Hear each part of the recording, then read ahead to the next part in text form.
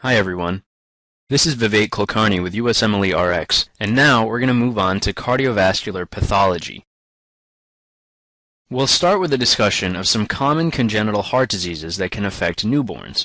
This topic tends to be very high yield on the exam, so it's important that you pay attention to the details of what we're going to say.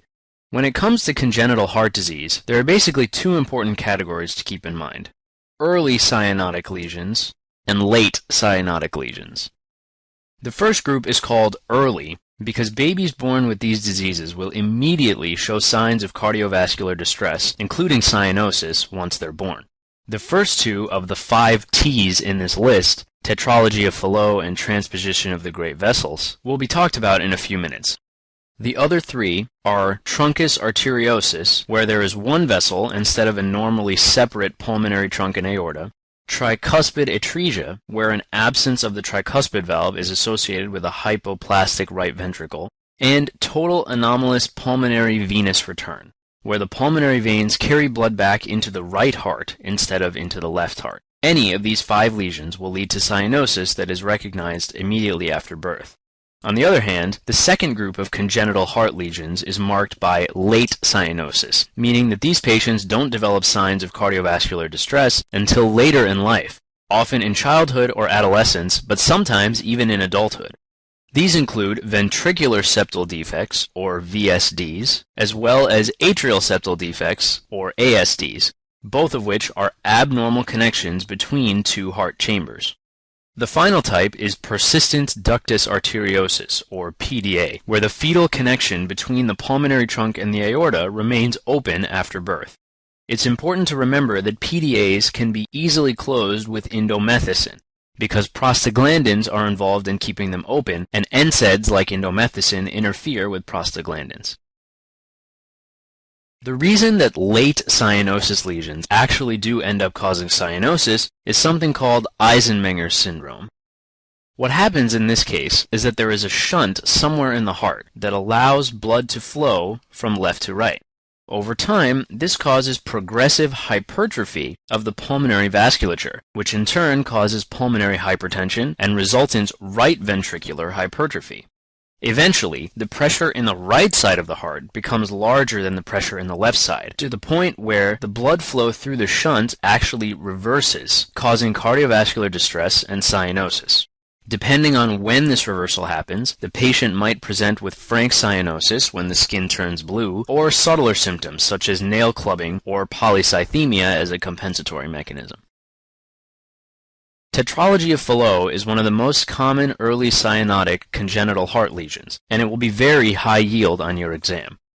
As the name suggests, it consists of 4 important lesions. The most important is pulmonary stenosis, and the degree of pulmonary stenosis actually is the most important determinant for prognosis. The other 3 are right ventricular hypertrophy, overriding aorta, where the aorta receives blood from both ventricles, and a ventricular septal defect. In the old days, patients used to present with cyanotic spells, known as TET spells, and would find that squatting often improved their symptoms, via the mechanism shown on the right.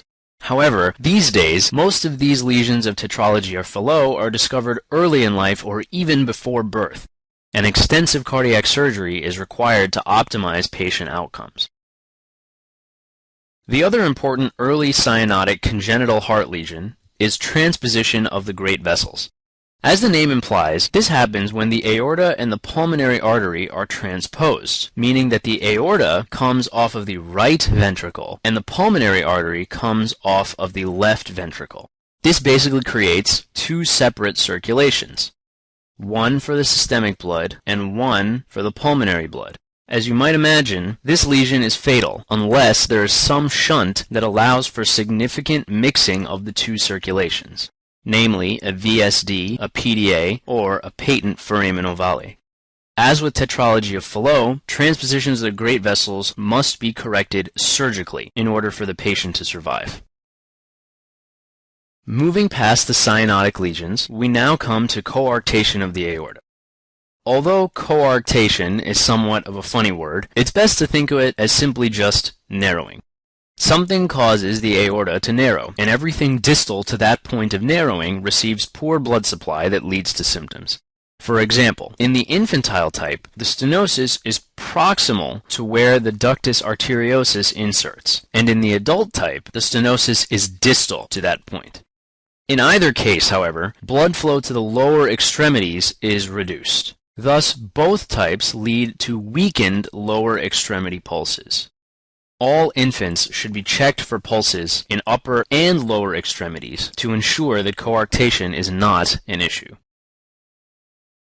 Another commonly tested cardiac lesion that we've already mentioned is a patent ductus arteriosus, also known as a PDA. As discussed in embryology, the ductus arteriosus is a normal arterial shunt that functions in utero to allow blood from the right side of the heart, i.e. the pulmonary artery, to move to the left side of the heart, i.e. the aorta, bypassing the lungs. Normally, at birth, the sudden expansion of the lungs causes the pressure gradient across the ductus arteriosus to reverse, and this very quickly leads to closure. Eventually, this converts the ductus arteriosus into the ligamentum arteriosum.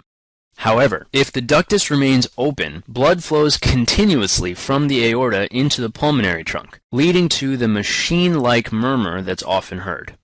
As mentioned before, indomethacin is useful in closing PDAs, and on the flip side, prostaglandins like PGE are useful in keeping them open when needed, for example in the case of transposition of the great vessels.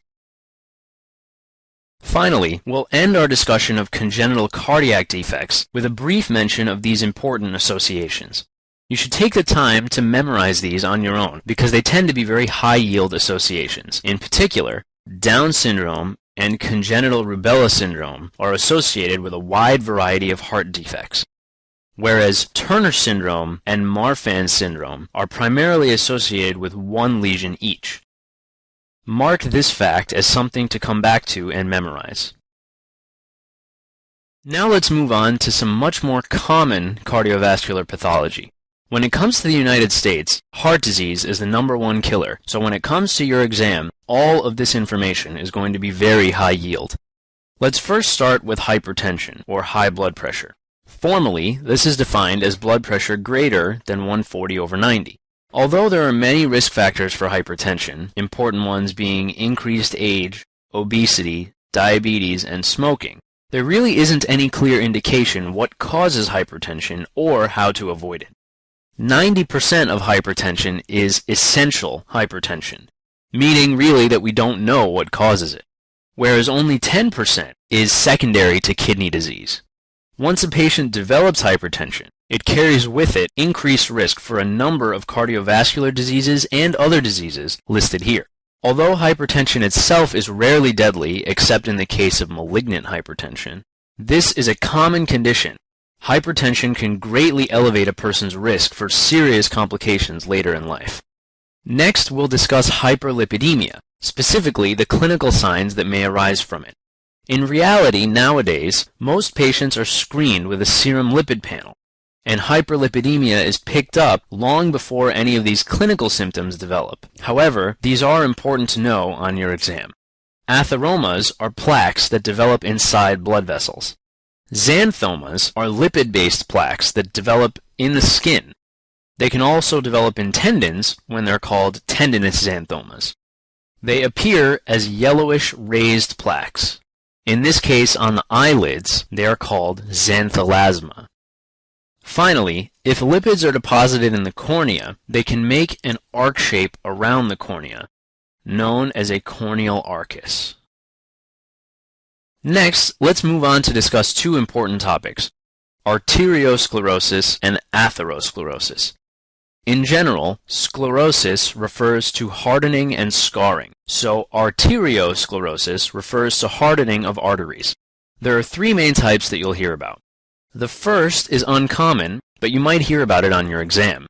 It's called Menkeyberg arteriosclerosis, and it's when the media of the arteries becomes calcified. However, there's no obstruction of flow and no involvement of the intima. This is usually a benign condition, and it especially involves the radial and ulnar arteries. The second type is known as arteriolosclerosis. This is the microscopic finding of hyaline thickening in small arteries. This is important because it's a pathognomonic finding of small vessel diseases such as essential hypertension or diabetes. The final and probably most important type is atherosclerosis, which we'll talk about on the next slide. It can also be seen here as a large calcification. Atherosclerosis occurs when atheromas, or fibrous plaques, form within the intima of blood vessels. This triggers a pathway that eventually leads to the development of calcified plaques that obstruct blood flow. This typically happens in arteries that are large and elastic, such as the abdominal aorta, as well as arteries that are medium-sized and muscular, such as the coronary arteries, although some locations are more common than others.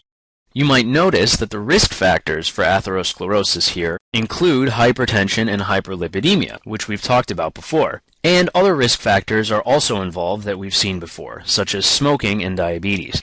All of these conditions and risk factors are actually interrelated, which is why it can be so deadly to have all of them.